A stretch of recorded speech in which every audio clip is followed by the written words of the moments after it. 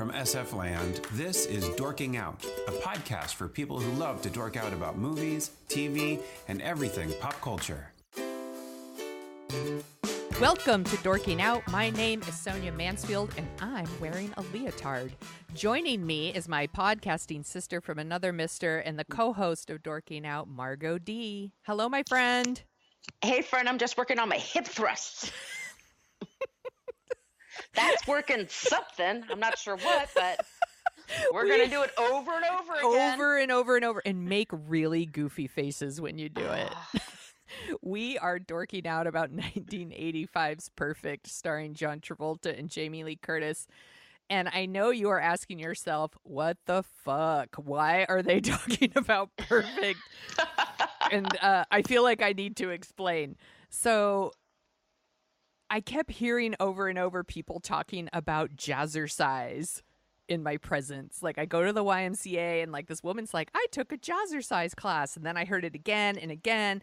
And then on like one of Margo's other podcasts, they had someone come on and talk about, did they talk about aerobics or jazzercise? Well, so the episode's actually going out next week, but It's on for the Fit Bottom Girls. We're interviewing the current president of Jazzercise. Her name is Shanna Missett Nelson, and her mom, Judy Missett, started the company 50 years ago. Damn. So yeah. I just felt like jazzercise kept coming up again and again and again. And then I texted Margo and was like, is jazzercise a thing again? And you said, it is. And I'm like, okay, well, we should talk about Perfect. Which is less than Perfect, for sure. But you own this movie. Shitty. I do own this movie. So it's one of those really shitty movies I like to watch from time to time. And what are the other shitty movies on that list, just out of curiosity? Oh God, I love Can't Buy Me Love. Oh yeah. It's really bad, but it's great at the same time. This is like a whole other level of hate watching than and I think maybe actually it was How Did This Get Made? I think covered this movie. Oh, okay. A long time ago, and I think I felt like I had to buy it because I think that was the only way I could watch it, and so that's why I have it. But I think it's on Amazon Prime right now, you guys. It is. So. That's where I watched it. I was like, thank go God, for it. I don't have to pay for it. I already pay for Prime. This movie's directed by James Bridges, who also did The Paper Chase and The China Syndrome, and then he also did Urban Cowboy, another movie we should probably put on our list. Absolutely. I don't think it's aged well. And it's written by this man named Aaron Latham, who wrote for Rolling Stone and Esquire, among others. And he also wrote Urban Cowboy. And I believe Urban Cowboy and Perfect are both based on articles that he wrote for Rolling Stone. Yes, and he was friends with the director, James Bridges. So, yeah, he and the whole thing with Aaron Latham is that he met somebody for lunch in New York, and it was at a health club. Mm-hmm. But he said he was sitting there having lunch, and all of a sudden people kept walking in and out wearing leotards and tight clothes and holding hands. And he immediately said to himself, oh, well, this is the new dating scene. And he just writes this story called Mr. Goodbody, Looking for Mr. Goodbody, which came out in 1983. And then they made this movie after making Urban Cowboy. And John Travolta's career tanked after this movie. Totally tanked. He didn't do jack shit until, like, what? Look Who's Talking, right? Look Who's Talking. And then after that, it was Pulp Fiction. Yeah. Like, he had real valleys in his career. Yes, he did. And we should also mention this movie. So it stars John Travolta and Jamie Lee Curtis. And it's also got Laraine Newman, Marilu Henner, and Jann Wenner. Wenner, thank you. The actual editor of Rolling Stone playing the editor of Rolling Stone, but his name is Mark. He's a straight guy who's married to a very young woman. What's that about? Also, he's not a very good actor. But I will say this. Here's one of the good things, because I didn't like this movie. I think it's kind of terrible, and I know you think it's terrible too. But here's one of the good things. A lot of times we watch movies that have newspapers and magazines, and then you like get to read the story that they're writing, and it's super shitty. And you're like, I would never read that story, or that's not how newspaper stories work, or, you know, things like that. And I actually think like the stories that are in this movie are actually pretty good. Like the Oh, I leads that you agree. see and like the headlines, the like looking for Mr. Goodbody, like that's a good headline. So as a former newspaper person, I was like, well, at least they got that right. They recreated the Rolling Stone offices in LA on a studio lot. And I've been to Rolling Stone many times, and that's exactly how it looks.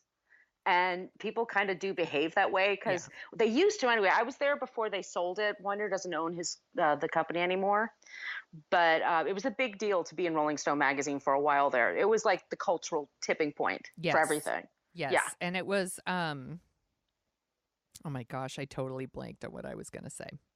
Anyway, if you guys don't know what Perfect is about, it's about a reporter, John Travolta, who works for Rolling Stone, and he's covering two cases, or he's covering two stories, basically, because this movie doesn't know what it is. So one is he's covering a businessman who got busted for drug dealing, correct? Mm-hmm. And then the other one is he's writing this, like, you know, health clubs are the new singles bars for the 80s. And he flies to LA and immediately picks a gym out of a phone book, and it just happens to be the exact perfect gym. The owner even says, we're totally like a singles club or a singles bar, but we're a health club. Like, just repeats his exact thing back to him, which is super helpful to him. And while he's there, he meets Jamie Lee Curtis, who is an aerobics instructor. And I was saying, I think some of the writing in the movie is actually pretty good. What do you think, as someone who works in fitness, what do you think about the health club and Jamie Lee Curtis's class?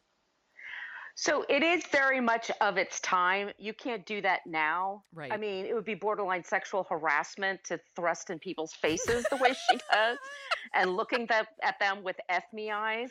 That wouldn't go over. But it is very much like what a club is like. Like, Yeah. people have their favorite instructors. Some people do kind of let loose in class. You know, Yeah. it's in a form of expression for people. I cannot believe like the way she teaches without a microphone. I kept yelling at the screen, "You need a mic! You need a mic!" But they don't have them then. They had to wear battery packs that were like super heavy, or they carried it like a Mr. Microphone. They had to carry a microphone. Yeah, because I think there is a scene where she's like actually teaching, and she's got like this huge microphone. And oh my God. And they were actually like, they had a record player, and somebody had to like, you know, like play I'm like, well, when they're jumping up and down, doesn't the record skip? Like, there's all these little problems like I never really thought about because everything's digital now. Right. But, you know, she's a good instructor. I mean, she's not doing the right things. Right. Don't do that head rolling stuff to like warm up your neck. That's really just not a good idea. Right. Don't do any of the exercises, but I think at all. Don't do any of the exercises from this movie. None of them. They don't use the machines correctly. They don't, nothing. Right. But we know better now. But her as a performer and as an instructor, I can totally see her being a super popular instructor. Yes. And everybody flocking to her. And she looks smoking hot. So hot. Oh my God. I actually wrote in my notes, she is the smartest character in this movie. She's actually too smart for this movie, I think, for a majority of this movie until about the end. She loses her brains. Yeah, and then she's not very bright at the end because they have to end the movie. But she's actually really smart. Like, he shows up, he wants to talk to her. She's like, no thanks. And, you know, tells him no a million times. And of course, he's a total creep about it, right? He keeps like following her around, trying to like trick her into like talking to him. He's a real asshole about it. But like, just the way she is throughout the whole movie, she's actually really smart. She's like, no, I'm not going to talk to you. And then what she says is smart, and she's very thoughtful about the other people in the club. I like that. Like, she's like, I don't need to talk to you. My business is good. You know, right. She knows everything that he's going to say. I like her. Oh, I like her a lot too. Yeah. She's her own person. She's independent. And that's why it's kind of disappointing later on when she kind of leaves it behind. But supposedly Jamie Lee Curtis wanted to play the Laraine Newman character because she thought that was more interesting. And I'm like, that character's so pathetic. And I feel so bad for Laraine Newman. That's Oh, another. Ingers Okay, name. so you texted me and you were like, "There's like 3 movies going on here." Yes. So there's the like criminal case, like I'm writing the serious story about the businessman who deals drugs or whatever, and then there's like the Jamie Lee Curtis aerobics, quasi love story, whatever is going on there, and then there's this really sad story about Laraine Newman, who's not working at the gym, always at the gym because she wants to meet someone. She's lonely, but also she's so insecure about herself. Like, oh, if I just work hard enough, someone will love me. If I get plastic surgery, someone will love me. Like all these things. And I was like, God, that shit's so fucking sad. And like, and It's so sad. These movies, like these 3 different movies, don't go together at all. It's so very like, strange. because the tone is super weird. Because then it's like, I'm not turning over the tapes for my super serious story. And then he like goes to jail. Spoilers for Perfect. He goes to jail, and you know, his story about the health club is taken away from him and like redone. And Jamie Lee Curtis is mad at him.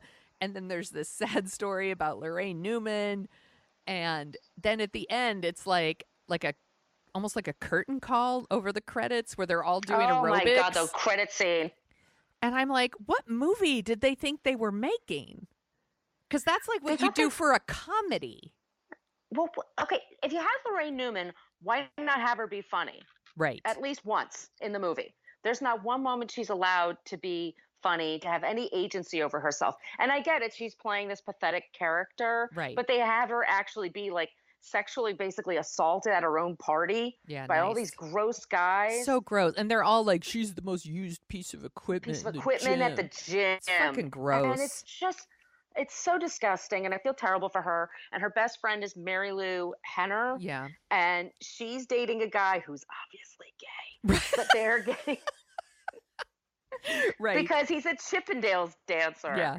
And okay, there's another thing there. Like, it's such an 80s relic. It's Chippendales dancing. Oh, yeah. And wearing like just a thongish kind of thing. Like a with your butt jockstrap. cheeks standing out. It's just a jock strap. Thank you. And just like, this is how sad it was for women. Like, we were not allowed to sexually express ourselves. So we had to go someplace and scream at guys that, you know, like got half naked. Yeah. Just to kind of let it out. I have been to a Thunder Down Under performance as part of another friend's bachelorette party or something. Yeah. And you couldn't get me out of there fast enough. I find them so uncomfortable. I get it. If like other people are into it, that's awesome. Have a good time, ladies. I'm like, I'll tell you, it is not my thing. I sat at a table. There was like a plant on the table, and I moved it so it was basically blocking me so that he could not make eye contact with me. Nobody could make eye contact with me.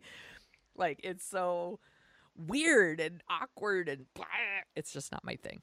It seemed kind of gross, but that's fine if other people are into it. I don't want to shit on other people's good time. No, it's just not my thing. But I think, like, especially it just like women were repressed for so long. Like, it was just sort of like letting them loose. Yeah. Like, let's just create this environment. So it's like hypersexualized. Yeah. Like, it's just over the top.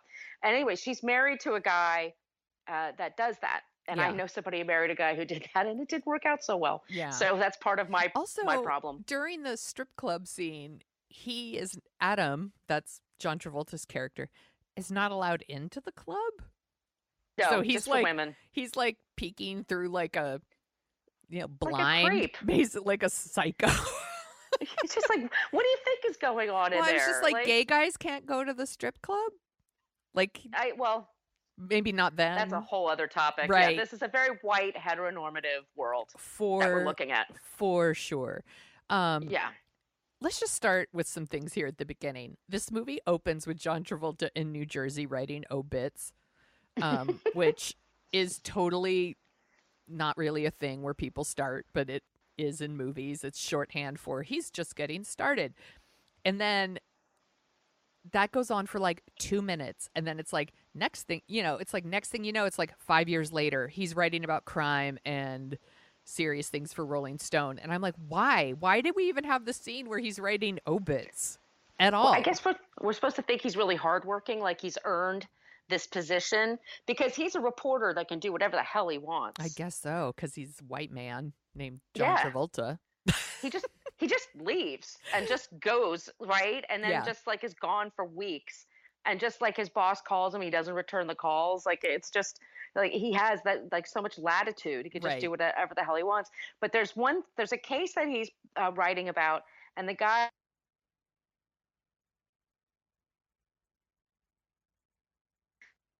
Thing, this guy designed a car, and then he got caught up in a drug scheme, and he wasn't convicted, but he was guilty as shit, like basically. Right. But he's writing about that, and so he's covering that story.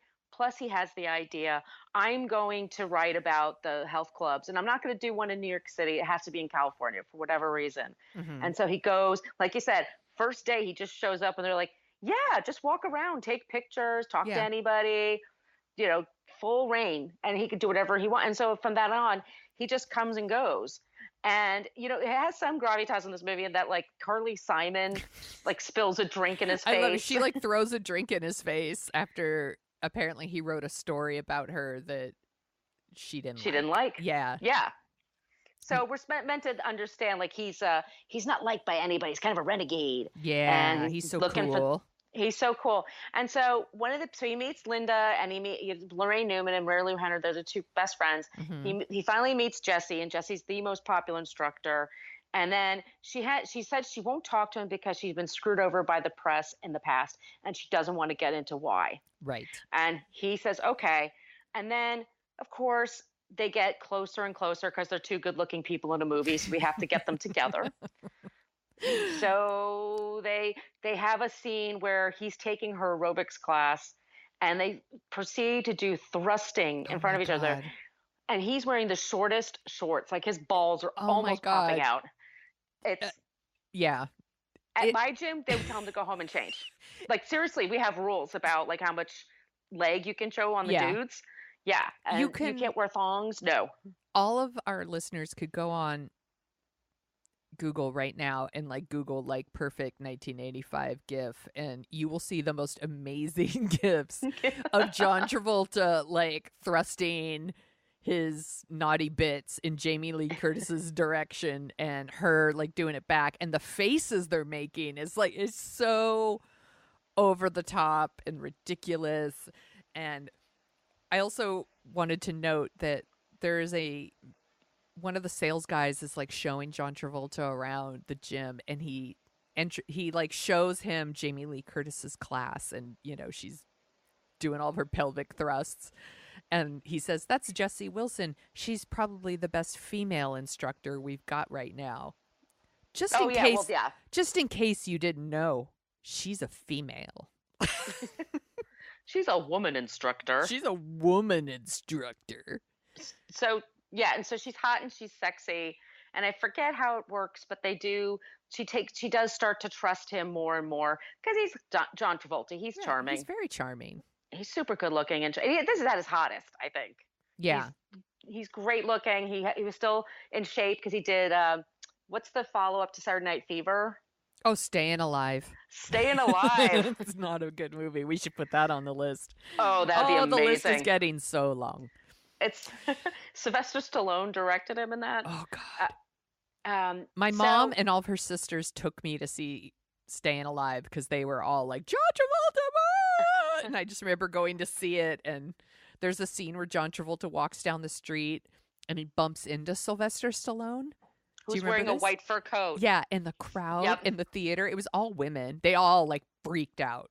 It's so funny. Anyway, it's a bunch of old ladies. Not old, but they were probably in their 30s, but to me, they're so old. Oh, I'm sure they were ancient to you. Yes. I was like, God, hanging out with these old chicks, and now I'm like, that's so young. They're such babies. So they have a romance, but she still won't be a part of his story. Right. And every once in a while she'll talk to him, and then he'll like, he's such a dick. He like puts out his recorder as she's like pouring her heart out to him. So she kicks him out of the car. They're driving to Vegas or something, and she calls him a sphincter muscle, and that becomes her insult. That's a totally normal thing that people say. Sure. Yeah, sure. I call people sphincter muscle all the time. So I told you, and you probably forgot, but I said I wanted to hear from you when Yes. there was the Boy George scene. So I didn't text you because it was late at night by the time. So I'm sure I was asleep. yes. Yeah, so they're staying in the they apparently all these culture club fans think Boy George is staying at the same hotel, and they're just like out there all dressed like Boy George chanting, "We want boy." We want boy. We want boy. Like 1985, really? Like was there nobody hotter? Nobody. They were so hot for him. All of those people dressed like him, they all wanted to fuck him. It's so funny that they pick that and not Michael Jackson, who is by far the bigger star. Right. That's true. And would have been a big like that, or Prince, like one of them. Yeah. Like I think that would have made more sense. It would have been more because nobody's gonna because to dress up like Boy George takes hours, and then you're out in the sun. Like, all their makeup's all running. Oh, it's a big awful. commitment. It's like being a goth. So this movie is almost 2 hours long. It feels longer. Yes. And it's because every scene goes on stupid long, like comically longer than it needs to be. So like all the aerobic scenes go on way longer than they need to go. There's like this really gross like love scene, and they're like making out in bed, and like you can hear like, well, the heart muscle's the most important part. It's so gross. It's so gross. And then like just the stuff with the aerobics and them like locking eyes and like doing all their thrusts together, and it's just so nasty. And boy, if I was in that class, I would just pack up my shit and leave.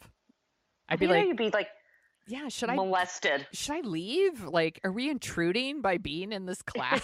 It's so gross and uncomfortable and not what I want from my gym. But I don't go to the gym to meet people, so what do I know? No. And all that high impact aerobics, like all those instructors had to get like new knees and new hips, like a good 20 years down the road. They'll all tell you. Like, oh, it was so bad. They would do that on concrete I like the idea floors. of Perfect 2. Like Perfect 2 TOO maybe, and they're all like getting like knee surgeries and ankle surgeries and stuff. Walking around in those boots, those orthopedic boots, Oh, hey, speaking of what people are wearing, does any woman in this movie wear a bra? No. And it's None so distracting. It is so distracting, especially Marilu Henner. Yeah, she's wearing a shirt. Yeah, she's wearing a top that is full on see-through, and the headlights are on. But they're all that way. No one wears a bra at any point in this movie. Not even John Travolta. No. Well, it turns out that Jessie has a secret, and she doesn't tell him what it is. Mm-hmm. But then is her name Ann DeSalvo? She's the photographer, and she's very New York, comes into the locker room. Okay, make me suffer. Take off your clothes. And they do it because they're probably all actors, Yeah. But she sees Jamie Lee Curtis because I know you. And James really aggressively, like, I know you. Who are you? I know you. And Jamie Lee Curtis, no, you don't know me. Don't know me. She takes her picture, sneaks and takes her picture. And just from that picture, she figures out that, was she in high school when she had? Yeah, she was, in high school. In high school, she was sleeping with her swim coach. Yes. And they make it sound like it's her an Olympic affair. coach, because she was on the Olympic team, and then the Olympic team boycotted the Olympics this year. See, this is another example of this movie doesn't know what the fuck it is. Right. She was supposed to be in the Olympics, and because we boycotted that year because it was Moscow. Yeah. It was going to be, so 1988. That makes sense. That timeline makes sense. So she had an affair with her coach, who was married and had kids, and for some reason that's really important to bring up now. But that so when Aaron gives up his story, everybody at Rolling Stone rewrites it from his notes. Yes. And they just write a very shitty story about all these people. And with that no sucks. consequences. And it's terrible. Yeah, because they say some pretty shitty things about, especially the Laraine Newman character, who you feel so sorry for.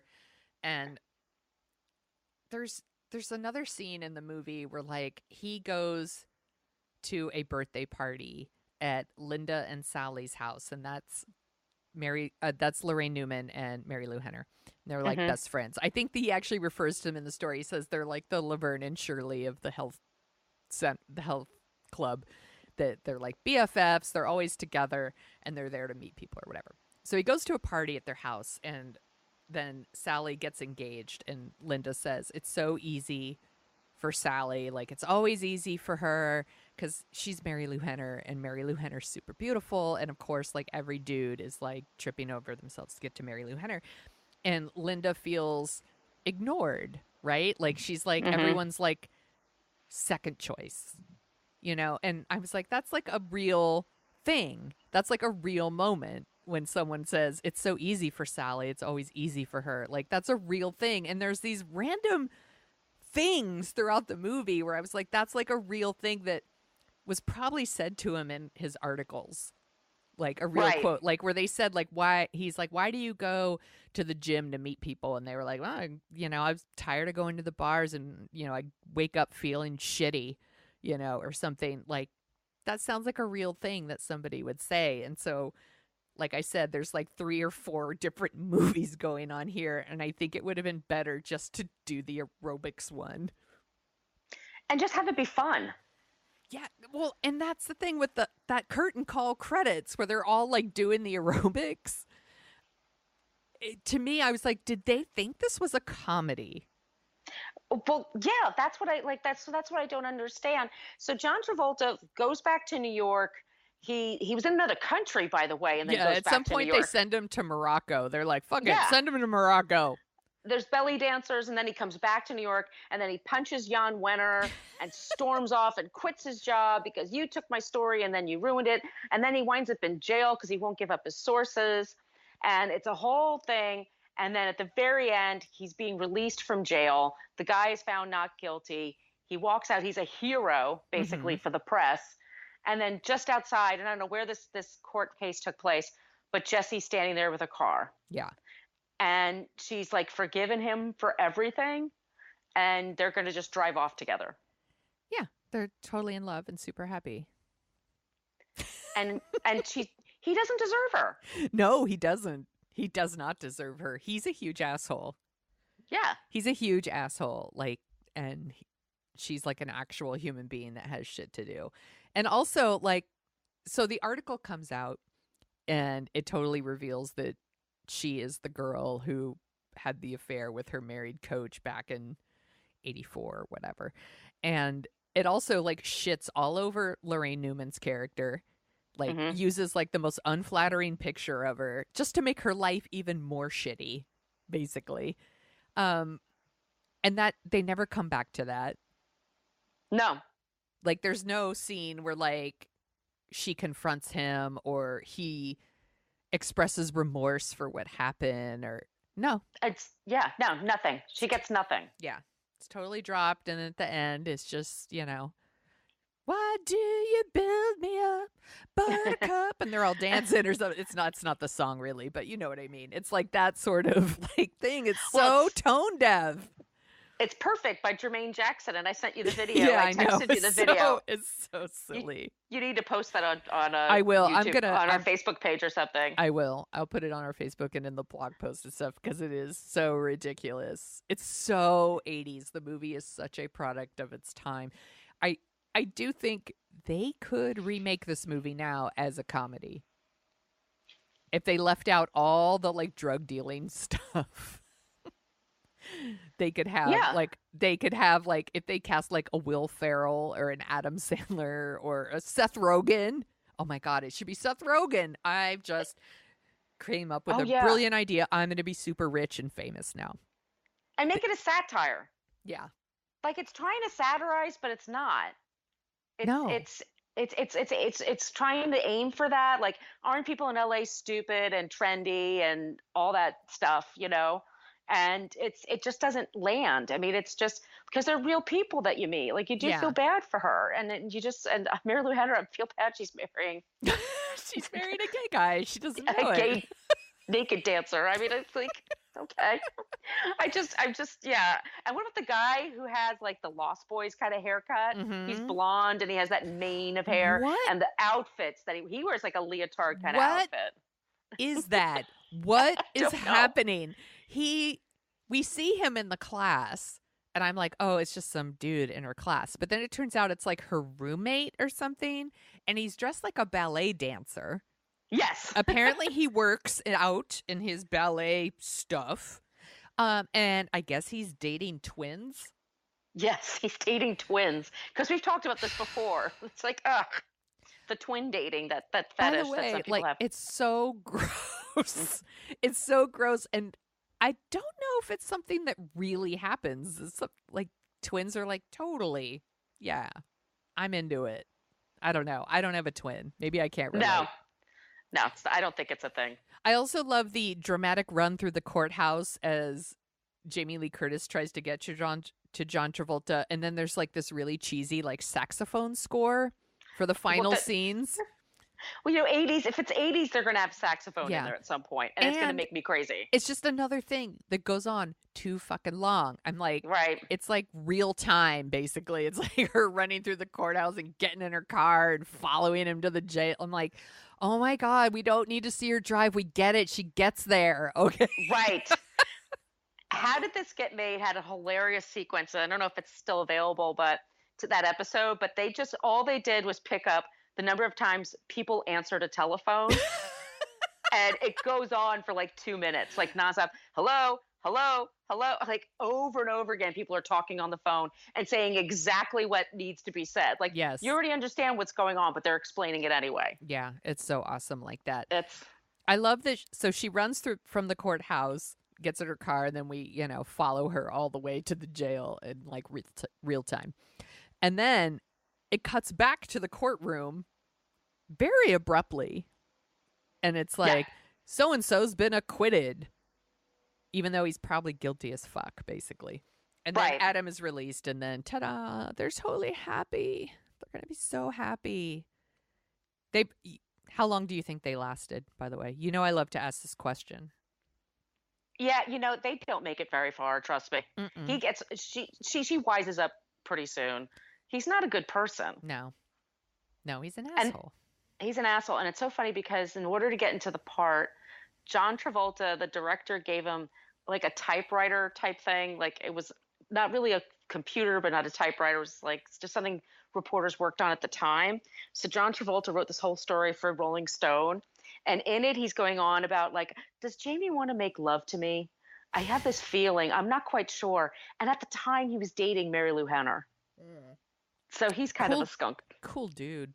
Cool dude. Yeah. Anyway, I was reading that and I was just cracking up. I'm like, oh my God. And this almost starred Deborah Winger. I saw that. I'm like, how weird is that? What? So Urban Cowboy was before this, yes. Yes. Right? Okay. Why? I can't imagine Deborah Winger in this role at all. No. Like, not even close.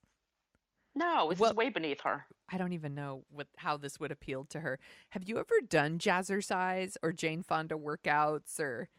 My mom had all the VHS tapes of Jane Fonda. Mm-hmm. So we used to do them at the house. That's funny. We had the low impact one where you had the ankle weights and the wrist weights that were like a pound. Yeah. And you would march around with your arms and stuff like that. And Jane is slamming, by the way. She looks great. Yeah. Like, she's very inspiring. But yeah, we did that. But I've never done Jazzercise. I do want to try it.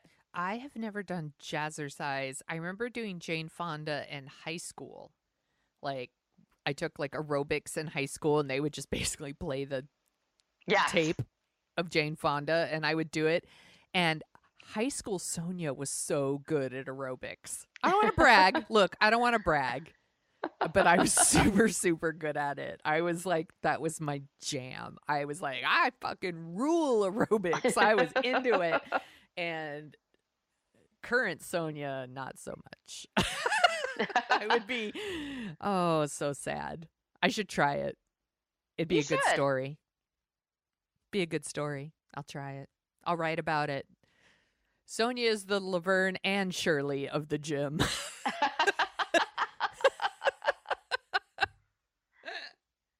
I just wonder, like, I mean, what was it like back then? I know what it's like now to teach a class, like how much studying you have to do, like to get your accreditations and stuff. Like, does she know any body muscle?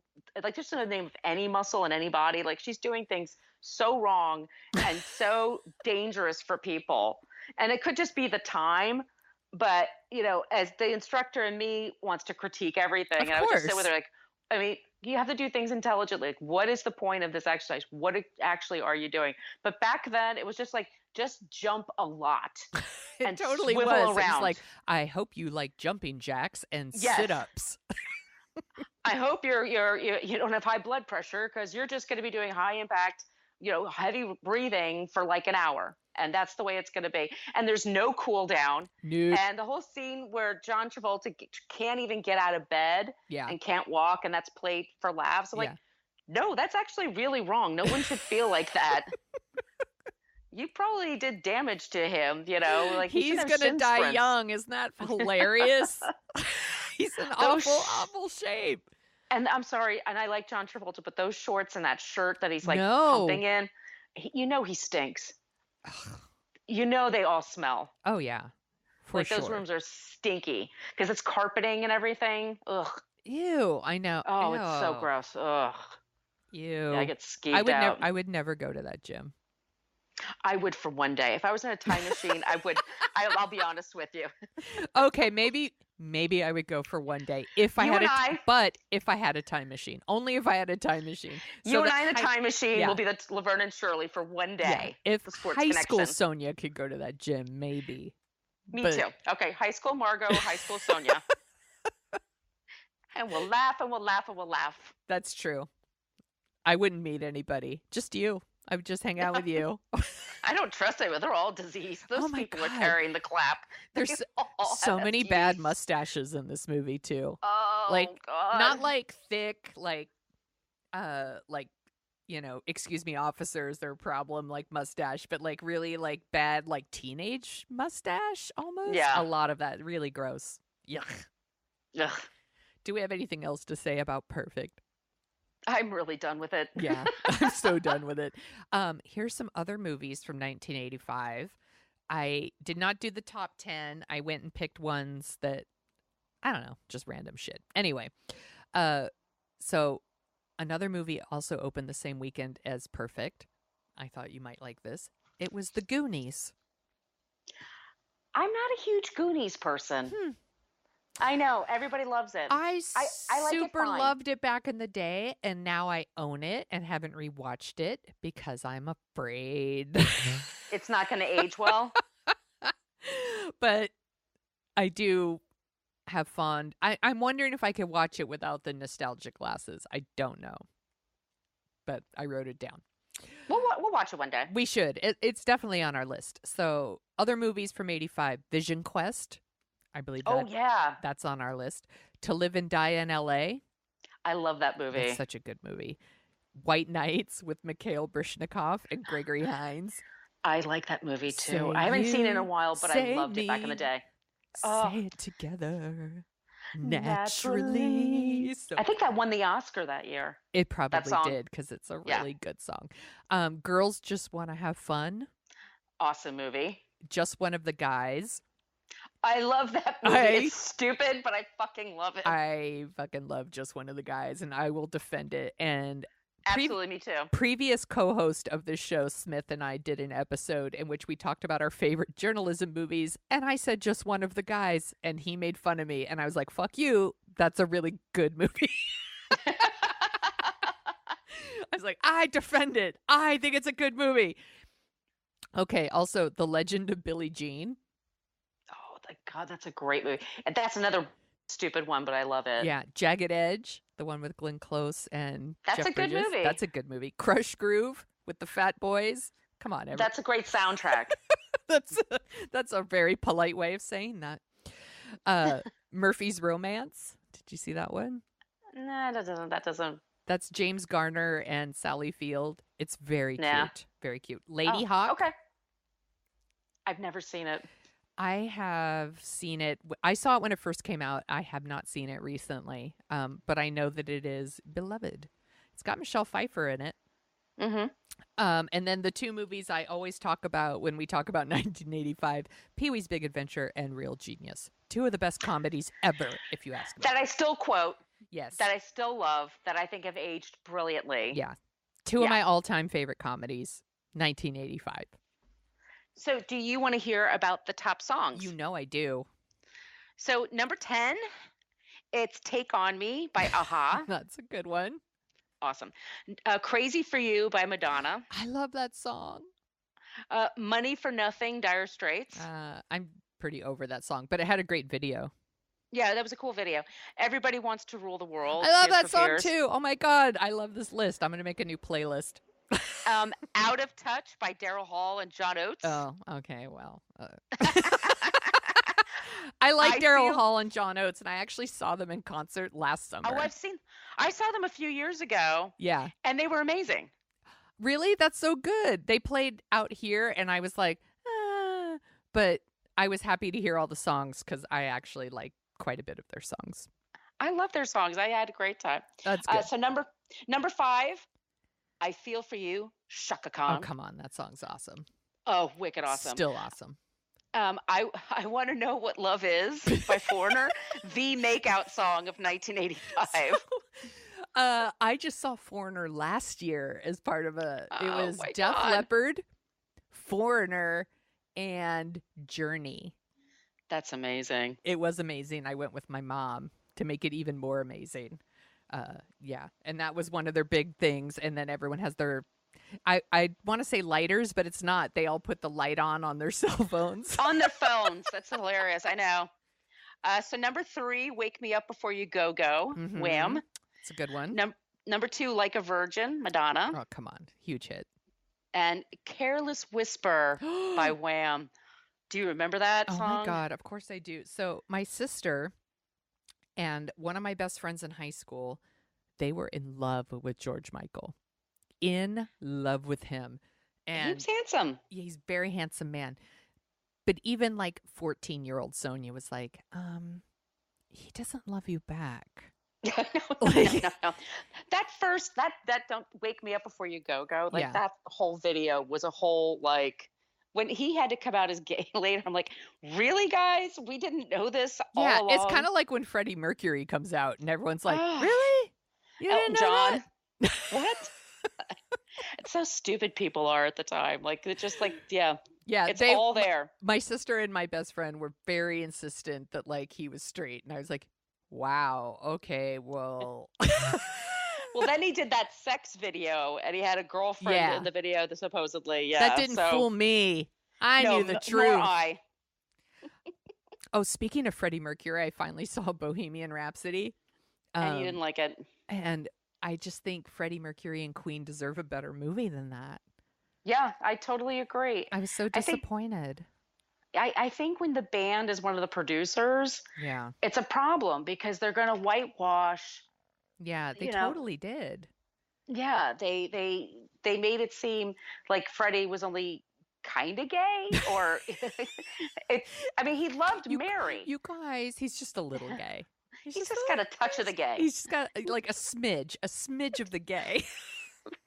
But it only happens when he's on the road, or I don't know. And he did love Mary. Mary was a huge love in his life. So he was either bisexual or omnisexual. I don't know what they even call it, but yeah, it does. And I wanted more of the cats. Sorry, there was not enough cats for me. I just felt like it didn't give us any kind of insight. It was right. And every time they had an argument, it ended with them like, play that riff again. And then they've written like one of their huge hits. Right. You know, and I'm like, what is this movie? But it was a little disappointing. Anyway, that's not what we're talking about. We were talking about Perfect and 1985. What else are you dorking out about, Margo? So I just got hooked on this series, and it's on Hulu, and I don't know why it took me so long to get to it, but it's called Pen 15. Oh, I don't know this one. Oh, so it's these two women, Maya Erskine, and Anna Konkle. And these are comedic actresses. They're like 32, 33 years old. And they wrote this comedy. It's set in the year 2000. And they play themselves as 13-year-olds. And they're in 7th grade. and all the other actors are kids. So they're acting with kids. So they're being themselves, like they're playing themselves as 13. It's totally Oh my believable. God. I need to watch this. It is the funniest shit ever. Like there's so many coming of age stories for boys. Yes. And especially like sexual age and things like that, like American Pie and all that other stuff. And what's Boyhood or whatever, that movie that off. It's just, you never hear about Were you going to say awful? You didn't like it? Oh, I hated it. Oh my God. I fucking hated that movie so much. That is hilarious. It's so pretentious to me. They're like, they filmed it over 10 years. It feels like 10 years when I'm watching it. I am not shocked by that. I am. Oh, I love you, Margo. You're the best. Thank you. Sorry, Cameron Crowe. But Pen 15, it's perfect. It's Hulu. It's 30 minutes. They play all the hits from that time. I had to keep hitting my Shazam app because I forgot who did these songs. But they get everything down from like lockers to like talking to your parents when you're 13 and they feel like freaks and you feel like a freak, and like your first kiss and the first time you get your period, and it's so fucking hilarious. It's super, super funny, but also really poignant. And it so captures what it's like to have a best friend when you're like 12, 13 years old. That's the best. And it's only like 8 episodes, and it's really, really good. And these women are amazing. Like, you just forget that they're grown women. And Maya Erskine, she's Japanese and American, and she has her Japanese mother playing her mother, and they talk in Japanese all the time, and it's so cute. And it's just, I can't talk about it enough. It's just so wonderful. You will, I know you will love it. Okay, that's going to the top of the list. No joke. Pen 15. It is going to the top of the list for sure. I was going to ask a question about it and I forgot. Anyway, so like everyone else in the world, I am obsessing about Game of Thrones right now. Are you watching Game of Thrones, or are you not a Game of Thrones person? I'm not a Game of Thrones. I get very lonely on Sunday nights. Oh, that's so awful. It's just me and Killing Eve, and then I turn the TV off and I go to bed and read. I am very lonely when I watch it too, because my husband will not watch it with me. So I have to watch it by myself, and then I am forced to like retreat to social media for catharsis. But it's so odd. You guys, it's just really exciting. I don't know what else to say. Like, you've watched like when you've watched every episode for 8 seasons, and it's coming down to like these final like 6 episodes. And I feel like the show is rewarding people for sticking with it by giving you all these, like, there's huge moments, right? There's all these battles and you're like, who's going to die? And like, that's all the big shit that like everyone freaks out about. But I super love these like just little moments that we get, or maybe characters who haven't seen each other in a really long time, or characters who haven't interacted at all. You know, that's like your 2 favorite people and they have never interacted ever until like this season. Just stuff like that. I'm just kind of dorking out about Game of Thrones, and I watch the episodes and then I go on like the AV Club and I read the recaps. The recaps, the hot takes. They've got one for experts, which is supposed to be for people who read the books, but I haven't read the books, but I read them anyway because I'm never going to read the books. And then I read the newbie one. I totally dork out about it. And friend of the show, Adam Risky, asked us today if he should watch Moonlighting or Game of Thrones. And I think it is really funny that both of us basically were like, you should watch Moonlighting. I said the one with Curtis Armstrong. Because Game of Thrones is a bummer. It's a super bummer. It's also, I tried watching it the first year, but there's too much going on. I can't keep up with all the names of people. Oh yeah. And I can't remember if I'm supposed to like that person or not like that person. They get killed anyway. Like, it doesn't seem to matter. And then the raping, I got like really tired of that as a plot device. Huge fucking turnoff. Yeah. It was like, so I just like, what am I doing to myself? Give me my Housewives. Yeah. Nothing happens. They argue about someone that adopted a dog and then dropped it off Yeah. at a kill shelter and they rescued it. And they'll talk about that for 8 fucking episodes. I'm in. Yeah. I hear That's what I you. can handle. And that's how I felt about Walking Dead and I still feel that way about Walking Dead. I watched that show and Yep, then at a same certain here. point I was like, the show makes me feel shitty. I fucking hate watching it. Why am I watching this?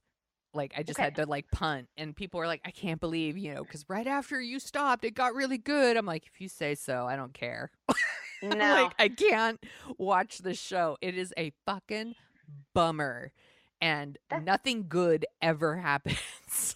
No good people are rewarded. They're always in stress mode because they're always getting killed because Yes. they're constantly being chased. See, this is me. I wouldn't last a minute. I have no skills. I don't know how to hunt. I don't know how to shoot. Nope. I don't know how to fish. No. I'm too old to have babies, so I'm not sexually viable. I would be useless. And I've said this before to somebody. I was like, this shit happens. I'm covering myself in barbecue sauce and I'm heading down Flatbush Avenue. You want to live?